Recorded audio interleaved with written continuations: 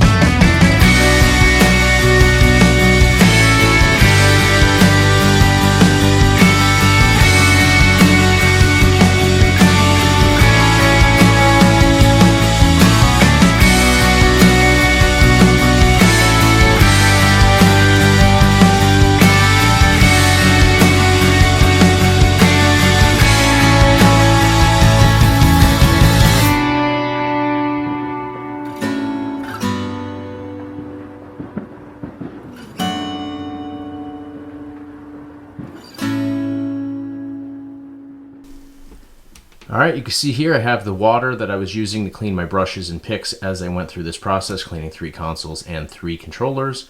You can see all the dirt just floating around in there. It's all piling up at the bottom, but lots of loose debris floating as well. And you can see this was perfectly clear with just the slightest bit of Dawn soap in there. And now it's just totally cloudy. You can't even see my hand, which is clearly gloved on the other side, through this. So now here is the rag I was using. All in all, you know, it's definitely got some dirt on there. You can see little dirt stains here and there where I was wiping most of the consoles in this case. But I'm going to rinse this off and just wring it out just so you can see how filthy this actually is, because it's much worse than it appears.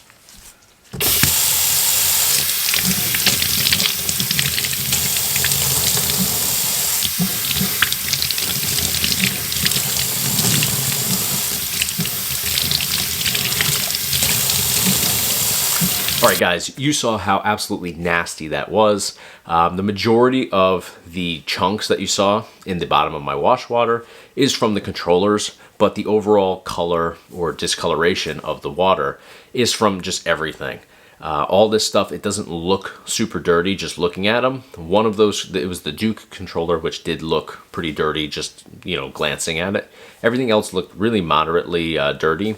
So you can just see how much dirt and dust and all types of grime is just caked on these. So it's always a good idea to wash these up if you pick them up at like a thrift shop, pawn shop, or on Marketplace or Craigslist or wherever you're getting these old retro consoles, or even eBay.